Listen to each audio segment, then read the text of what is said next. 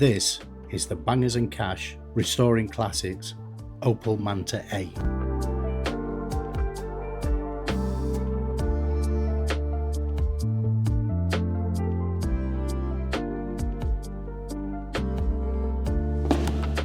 Hey guys, welcome back to the restoration of the Bangers and Cash Restoring Classics Opel Manta A. Now, if you haven't seen the previous episodes, do check them out. Links in the description. This car is going to be on TV, or it should have already been on TV because we're filming this obviously before it goes on TV.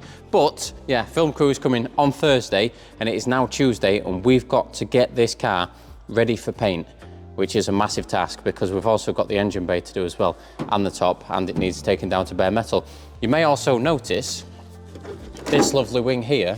We actually took this to a car show recently and we've got loads of people to sign it as well, among other things that we've got them to sign. So yeah, I'm going to stop talking and we're just going to crack on because we've got a lot to do in not a lot of time, which is usually the case. But first, a quick word about the sponsors of this video.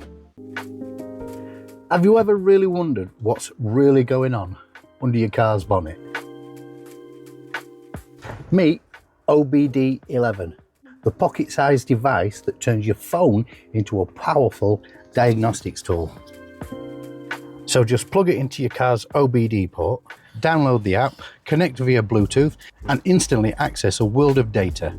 Check engine lights gone, live performance stat right there on your screen. And with one-click apps, you can activate hidden features your car already has, like auto-folding mirrors, needle sweep or comfort windows.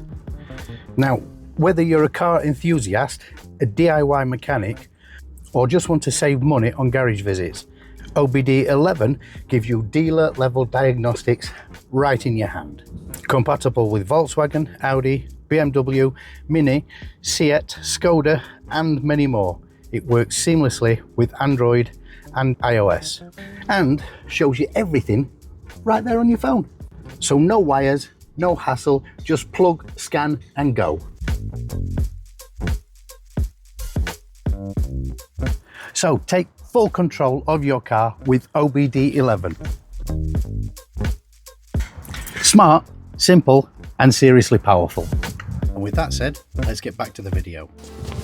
Right, so continuing from the previous episode, we've actually got these springs in now. It took a couple of hours to get the springs in, but they're in because the springs are like 10 times longer than the space they need to fit in. So yeah, that was a task, but the lads smashed it out of the park. So now, obviously, everything is sorted and we're not dragging it around on a trolley jack, which we were because it was just way too low. Anyway, let's stop digressing, and yeah, we need to start stripping the paint. So I think we're going to start on the roof because that needs full bare metal, and then we'll work around the car and yeah, probably do it all night because there's not long to do it. It's staring at me thinking, I'm not doing late.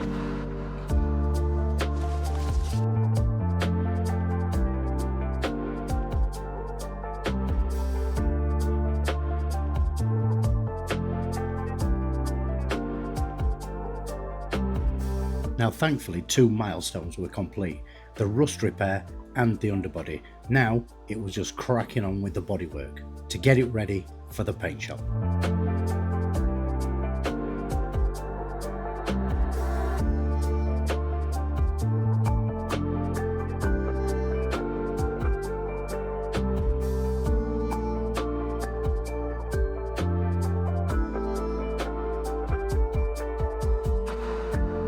Now, even though this was a very clean vehicle, the whole car still had to be rubbed down and the roof still had to be completely stripped to bare metal.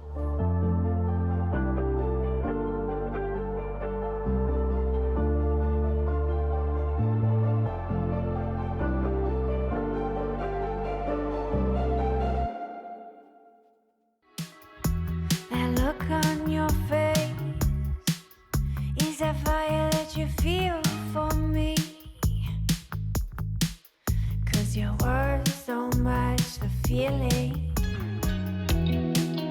Paint a picture for me, 'cause all I see are shades of gray. Show me what your eyes are seeing. Now, like most cars of this era that haven't had much paint in the past, the paint was very thin, so very easy to remove.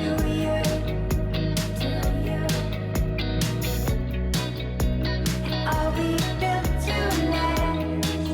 Will you stay for good? Are you from the past life? Feel alive. I've known you before. Name the time and the place. Even though the paint was very easy to remove, there was still a million repairs to do on the bodywork, so even with all men on deck, it still took us good part of 2 days. Tell me you're here for good this time. And there was still all the tedious jobs of bonding and sealing the wings back on. I know it's always been you.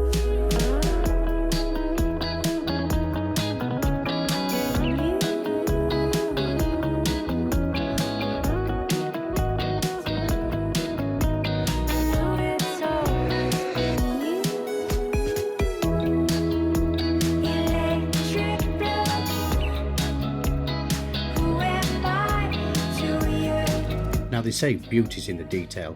Luckily, we left ourselves enough time to do the details. But as you'll see, there was still a boatload of prep to do before it was ready for paint.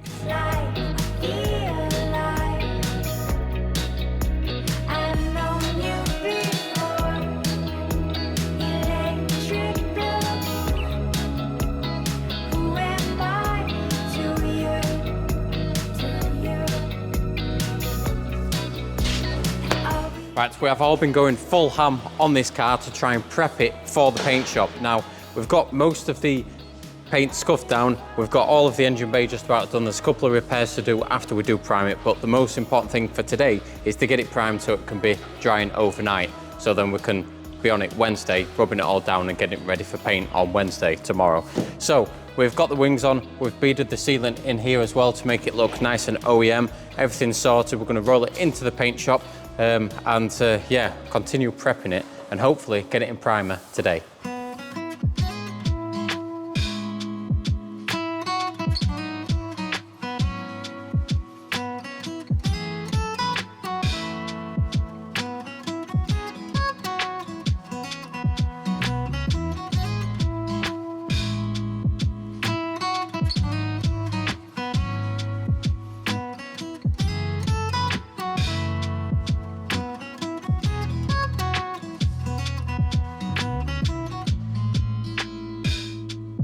Now luckily, this part isn't as boring as it looks.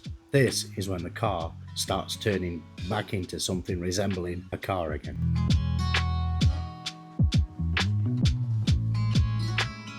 But again, with all hands on deck, it made light work of what is a lengthy but enjoyable job.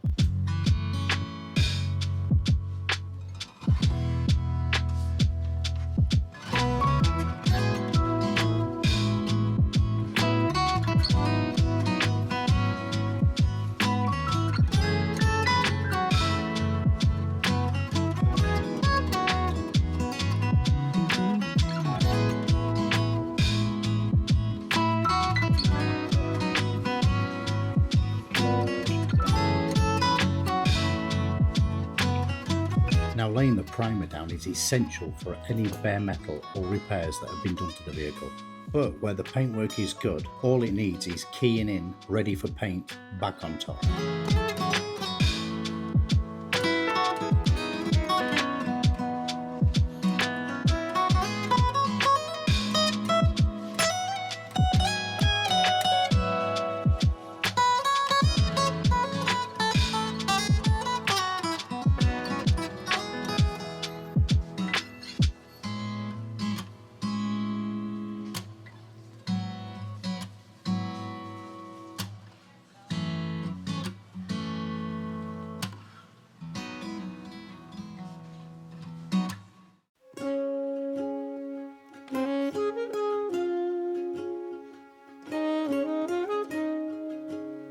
Now 3 layers of primer is usually the norm, but in some heavy areas like the engine bay, we put an extra few coats on just for good luck.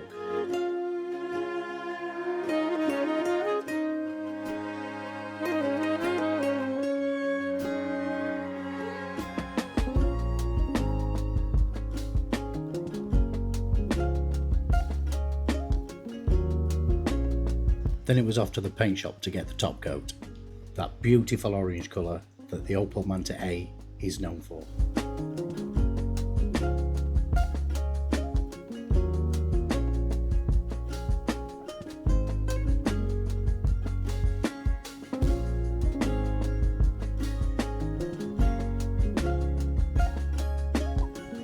Now, a lot of people are surprised that the colours on cars are made up of a lot of different colours all mixed together.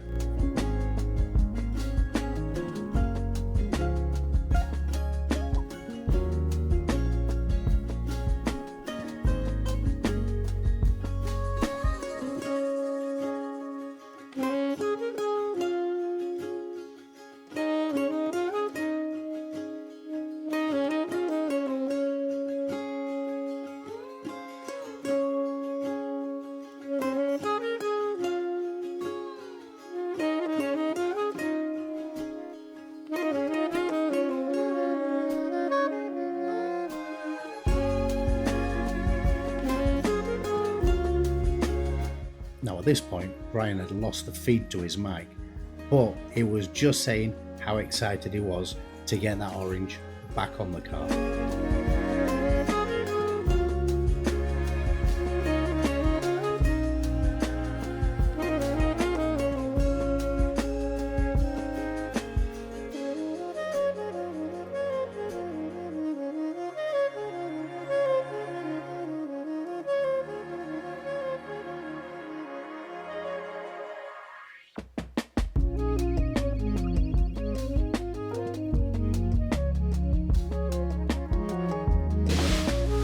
What do you reckon? It's coming along. Yeah? It's coming along very well, isn't it? It really is, Yeah, and it looks good, doesn't it? Yeah, it really does. I'm starting to learn how much work goes into prepping paint. Yeah, the painting process, Because yeah. I just imagine you just came and sprayed it, and that is totally not the case. No, it's So, all in the prep work, isn't it? looks good, Si, and it's nice to see a little bit of that, because that's going to give us an idea of what it's going to come out like. Yeah, Isn't it? So, I mean, that's obviously, there was no rust on that section there, so we can use that as a base, you know, to obviously put our new paint on. But it is a major, major milestone getting the orange stuff on. it's good. I mean, in terms of progress, seeing a car the colour you're going to have it at the end is a massive milestone, it really is. That's brilliant. Honestly, I think it'd be nice to see it back like that. Yeah, it You will. know, because that's the final sort of hurdle in it, I suppose. Yeah. I probably naively presume that you just come in, give it a little bit of a key and spray it. But judging by what Steve's been doing this morning, there's a lot more to it in there. Yeah, there so really my is, painting yeah. knowledge has gone from 0 to probably 10, and I need to do a little bit more work. So now, I guess it's down to Steve out Over there. to this man. Yeah, so Steve's in the spotlight now. I'll put my eyes on so I can see what I'm doing. There you go, put your glasses on and let's get the orange stuff down. Yeah.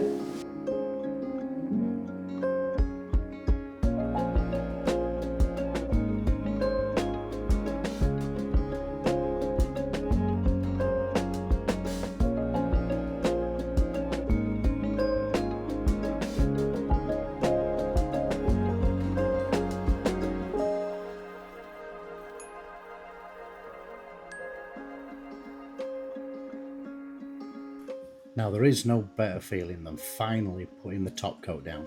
After all that work, it's starting to come together.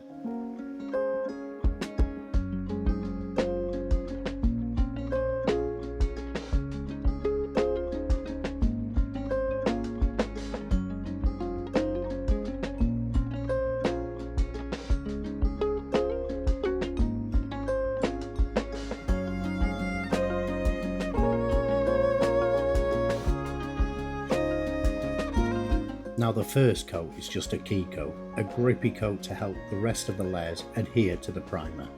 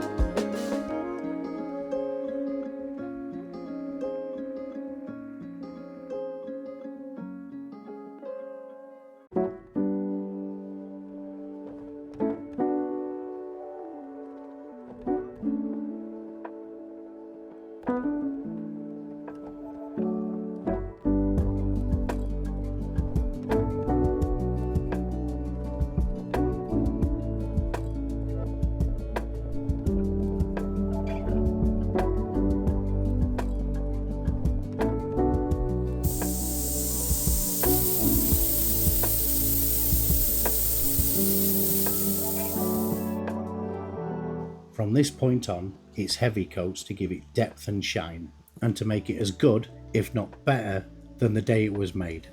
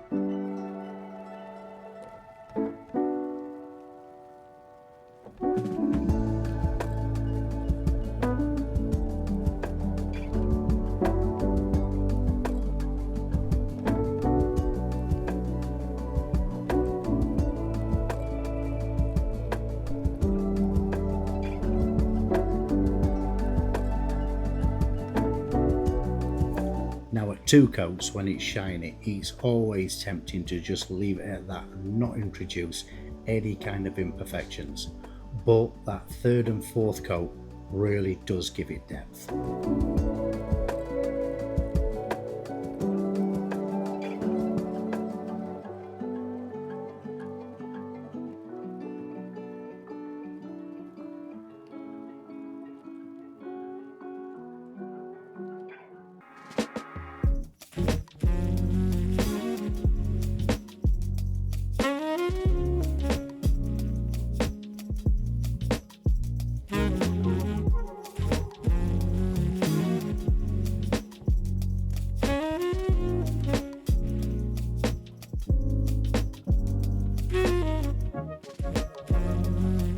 What a transformation from that old tired aged paintwork to a brand new fresh lick of paint. Absolutely incredible.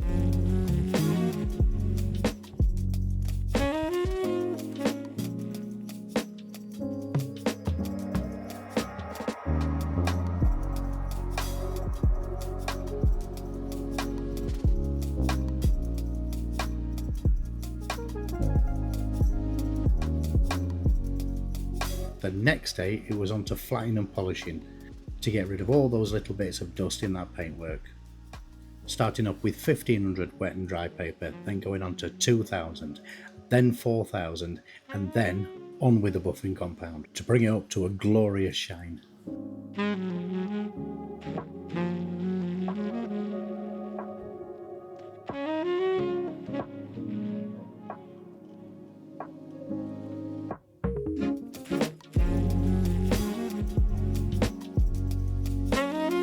Then it was the long-winded but very satisfying job of starting to put the car back together.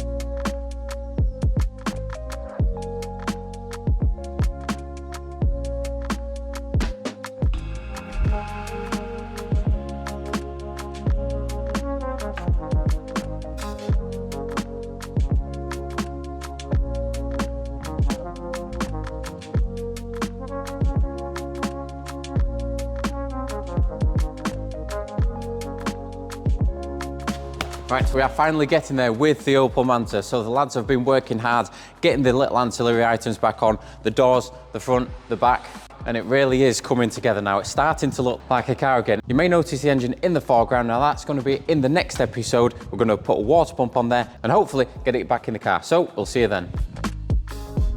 And don't forget, if you want more information about the OBD11, click the link in our description, and we will see you in the next one.